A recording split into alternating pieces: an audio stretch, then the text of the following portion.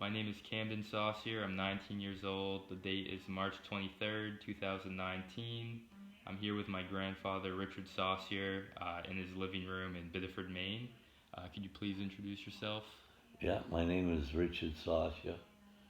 Okay, so the first question I'm going to ask you, you've had a much longer life than me, and I've heard you've had some interesting things happen to you. So, is there any way you could just start from the beginning on what shaped you as a person? Okay, I grew up in Biddeford, Maine, and I lived on St. Mary Street in Biddeford. I went to St. Mary's Grammar School, and I had the Sisters of Mercy for 8 years.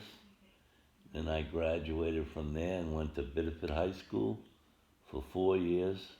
I graduated from there in 1967, where I played all sports: baseball, basketball, and football.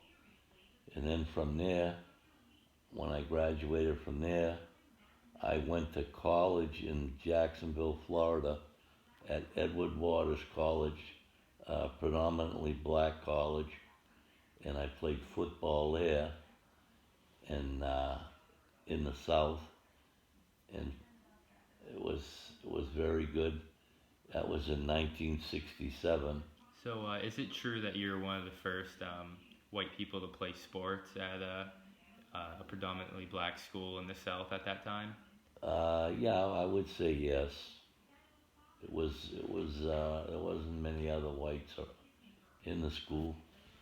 There was actually 5 kids from Biddeford High on the football team, white kids, that went down and sort of integrated that black school with white players. So it was very interesting. How were you treated by the rest of the team in that whole school? I was treated I would say, very good, and it was a very rewarding experience. Were you guys good, or Uh, I would guess we probably won half our games, maybe 4-4 or something like that.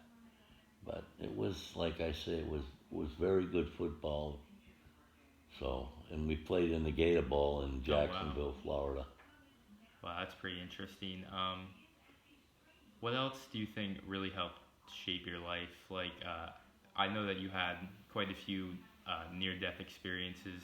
What was that like for you? Well, health-wise, I've had an appendicitis where it ruptured in Connecticut while I was at work, and I spent 10 days in Lawrence Memorial Hospital in Connecticut, and it was pretty rough. And then I had a Barrett's disease where I had a biopsy, and I had to go to the main medical center, and the doctor supposedly took out a little bit of a malignant tissue, and it turned into a bleed, No. in which I was in intensive care and almost didn't make that. That was just a year ago, but for the most part, I'm okay now. Mm-hmm. Yeah, that most recent one with your throat bleeding. Right. What sort of change did that kind of make to like your perspective on everything? Because that one was really close and it got everyone really scared. And I Yeah. know you talked to me a little bit earlier when Right. we were just talking in Yeah. living room and stuff about kind of stuff that changed in your head after that. Oh, yeah. It makes you take a step back and be thankful for what you got and enjoy your children and their children, and it's it's quite an experience when you have a near-death experience. I could only imagine. Yeah. Yeah, it must be nice now living in this new house over here. Oh, I died and went to paradise over here. Yeah, I know it.